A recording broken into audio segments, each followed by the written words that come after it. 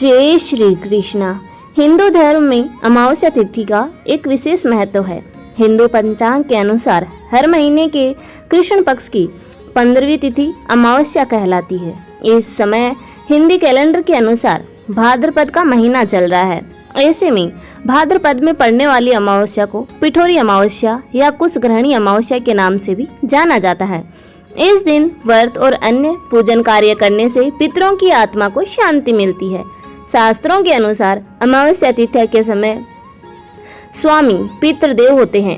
भाद्रपद महीने में पड़ने वाली अमावस्या इसीलिए भी विशेष होती है क्योंकि इस अमावस्या पर धार्मिक कार्यों में पवित्रता लाने के लिए कुशा घास को एकत्रित किया जाता है, ग्रहण किया जाता है। इसीलिए इसे कुश ग्रहणी अमावस्या या पिठोरी अमावस्या कहते हैं। हमारे सनातन धर्म में जितने भी धार्मिक कार्य हैं, चाहे वह श्राद्ध से संबंधित हो या फिर पूजा पाठ हो, उनमें पवित्रता बनाए रखने के लिए कुशा का प्रयोग किया जाता है।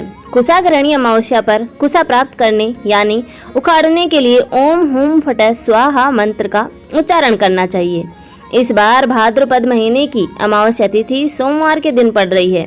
ऐसे में यह सोमवती अमावस्या भी होगी, जिससे इस दिन का महत्व और भी अधिक बढ़ जाता है। सोमवती अमावस्या के दिन पूजा पाठ, धार्मिक कार्य, पितरों के निर्मित कर्मकांड आदि कार्य करने से विशेष फल की प्राप्ति होती है। जहाँ पवित्र कुश के प्रयोग से पितृ कार्य पूर्ण होते हैं, तो वहीं धार्मिक कार्य भी संपूर्ण फल प्रदान करने वाले होते हैं। धार्मिक ग्रंथों के अनुसार हिंदू धर्म में कुश ग्रहणी अमावस्या सबसे अधिक फलदायिनी होती है। इस अमावस्या पर यदि नाराज पितरों को कुशा का प्रयोग करके प्रसन्न किया जाए, तो उनमें निमित्त पिंडदान, तर्पण आदि कार्य किया जाए तो उसकी संपूर्ण फल की प्राप्ति होती है, जिससे पितरों को मोक्ष मिलेगा और पितृ अपने परिवारजनों को आशीर्वाद देंगे। अब आपको बताती हूँ अमावस्या की तिथि और शुभ मुहूर्त के बारे में। इस बार 2 सितंबर सोमवार के दिन सोमवती अमावस्या है। अमावस्या का व्रत सुबह से प्रारंभ होगा और रात की पूजा करने के बाद समाप्त हो जाएगा।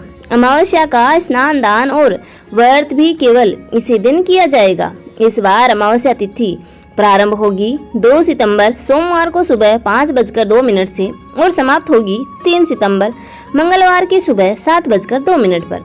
अमावस्या तिथि के दिन पितरों के निमित्त जो भी कार्य हैं वह दोपहर के समय किए जाते हैं।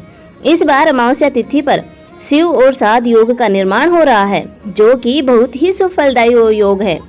शिव योग प्रारंभ होगा 1 सितंबर रविवार को शाम 5:50 से 2 सितंबर सोमवार की शाम 6:01 तक रहेगा। इसके बाद सिद्ध योग प्रारंभ होगा शाम 6:20 से, जो कि अगले दिन मंगलवार को शाम 7:05 पर समाप्त होगा। तो चलिए अब जानते हैं कि पितरों के निर्मित तर्पण आदि कार्य कब कर सकते हैं। 2 सितंबर सोमवार को सूर्योदय सुबह 6:01 पर और सूर्यास्त 6:39 पर होगा और ब्रह्म मुहूर्त सुबह 4:37 से 5:02 तक रहेगा। सुबह की पूजा या स्नान आदि आप ब्रह्म मुहूर्त में या सूर्योदय से पहले उठकर कर सकते हैं। पितरों के निमित्त तर्पण आदि कार्य आप सुबह 11:30 से 2:30 बजे के बीच में कर सकते हैं। राहु काल सुबह 7:30 बजे से 9 बजे तक रहेगा। राहु काल में आप किसी भी तरह का कोई नया काम प्रारंभ ना करें, लेकिन राहु और केतु ग्रह की शांति के लिए आप राहु काल के समय में दान दे सकते हैं या कोई खास उपाय कर सकते हैं। सोमवती अमावस्या अपने आप में सभी मनोकामनाओं को पूर्ण करने वाली होती है और बहुत ही शुभ फल प्रदान करने वाली अमावस्या होती है। सोमवती अमावस्या के दिन आप पितरों को तृप्त करने के लिए तर्पण कर सकते हैं। यह तर्पण आप स्नान के ठीक बाद कर सकते हैं। पितरों के लिए तर्पण जल, सफेद फूल, काले तिल और कुशा से करना चाहिए। कहा जाता है कि पितृलोक में जल की कमी होती है, इसीलिए तर्पण करके पितरों की तृप्ति किया जाता है। सोमवती अमावस्या को व्रत रखकर भगवान शिव और माता पार्वती की पूजा विधि विधान से करनी चाहिए। भगवान शिव और शक्ति की कृपा से सुहागिन महिलाओं को अखंड सौभाग्य का वरदान प्राप्त हो जाता है।